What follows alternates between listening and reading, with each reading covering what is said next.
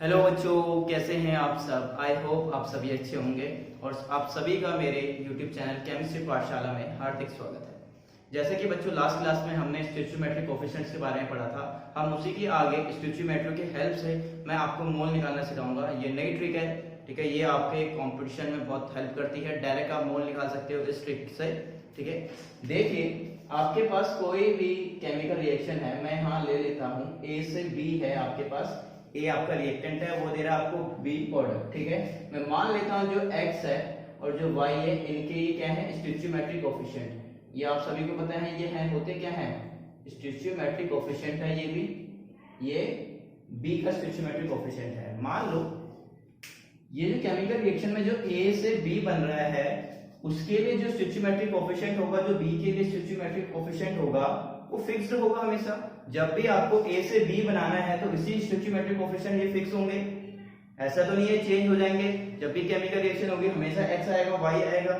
तो मैं कह सकता हूं कि नंबर ऑफ मोल्स, एन का मतलब क्या है, एन का मतलब number of moles of A divided by stoichiometric coefficient, ठीक है, divided by stoichiometric coefficient of A is equal to number of moles of B, ठीक है। ये भी stoichiometric coefficient of B, that's mean Na divided by X equal to Nb divided by Y, ठीक है। यहां से आपका एक फॉर्मूला जनरेट हो जाता है, क्योंकि ये हर केमिकल रिएक्शन के लिए फिक्स रहेगा। केमिकल रिएक्शन हो रही है तो, ठीक है, ये कुछ भी हो सकता है, x1 भी हो सकता है, 2 भी हो सकता है, यहाँ भी कुछ भी हो सकता है, ठीक है, कोई सा भी वेरिएबल हो सकता है। मगर ये Na है और Nb है, इनका कहने का मतलब जो रेशियो होगा स्टोइचियोमेट्रिक डिवाइड कर दो स्टोइचियोमेट्रिक कोएफिशिएंट से, मैं उसी के नीचे जैसे A है number of moles of A divided by coefficient stoichiometric coefficient equal to number of moles of B divided by stoichiometric coefficient of Y। ये हमेशा बराबर होंगे, ठीक है। आइए इसको देखते हैं किस तरीके से। ये तो मैंने यहाँ छोटी सी केमिकल रिएक्शन लिखी है, इन केस कोई बड़ी केमिकल रिएक्शन होती है तो उसमें किस तरीके से फॉर्मूला बनेगा।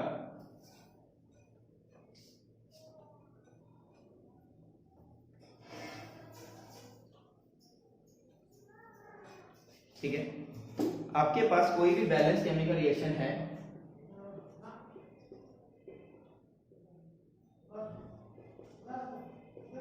ठीक है। ये आपके पास कोई बैलेंस केमिकल रिएक्शन है, इसके लिए जो फॉर्मूला होगा, इसके लिए क्या होगा, number of moles of A divided by coefficient of A equal to numbers of moles of B divided by coefficient stoichiometric coefficient equal to number of moles of C divided by coefficient, ठीक है, number of moles of D divided by stoichiometric coefficient. ये इसके लिए formula ये बनेगा।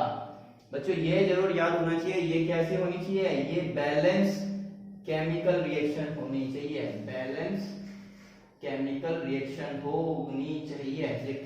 ये होगा तभी ये फिक्स होगा, ठीक है। एग्जांपल ले लेता हूं एक, जैसे आपके पास N2 है, H2 है, गिव्स NH3 हाइबर प्रोसेस, ठीक है। आप अमोनिया बनाते हो हाइबर प्रोसेस से, ठीक है। यहाँ आपके पास N2 यहाँ 2 है, यहाँ आप 2 से मल्टीप्लाई कर सकते हो, यहाँ आपके पास 6 हो गए, तो यहाँ 3 से आपने बैलेंस करी सबसे पहले।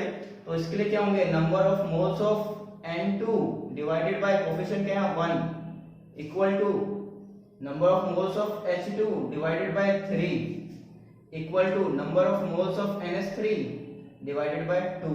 इसके लिए ये होगा। सर आपने फॉर्मूला तो बता दिया, सर इसका फायदा क्या है, इसको हम कहाँ यूज कर सकते हैं, किस तरीके से यूज कर सकते हैं।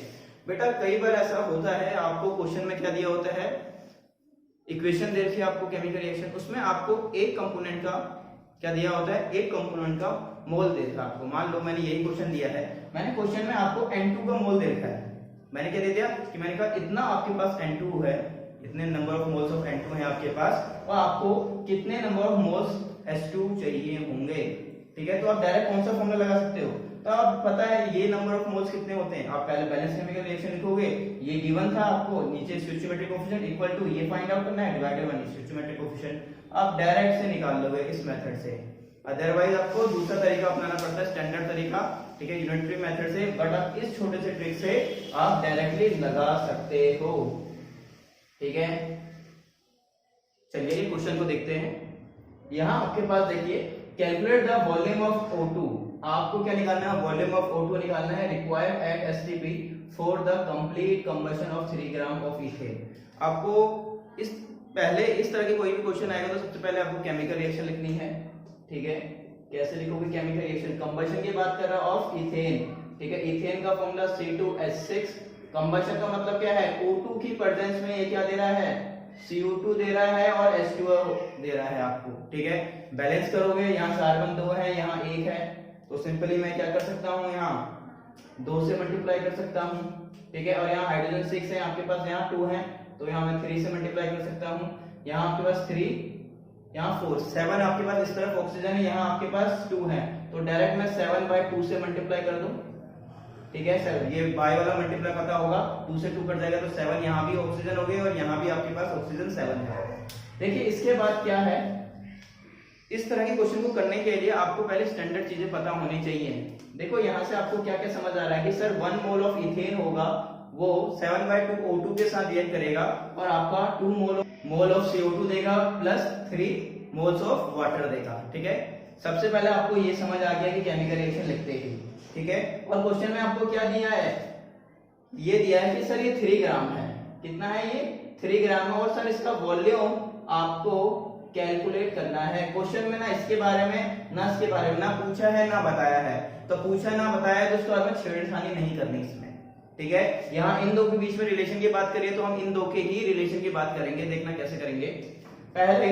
सबसे पहले मैंने आपको बताया था कि क्वेश्चन में सबसे पहले आप मोल कैलकुलेट करो। मोल कैलकुलेट करोगे तो आपका क्वेश्चन एक तरफ आपको समझ आएगा कि आपको किस तरीके से जाना है, क्योंकि मोल क्या है? एक सेंटर पॉइंट है। आप मोल कैलकुलेट करते हो तो आपके पास रास्ते खुल जाएंगे, क्योंकि आपको वॉल्यूम भी निकालना है।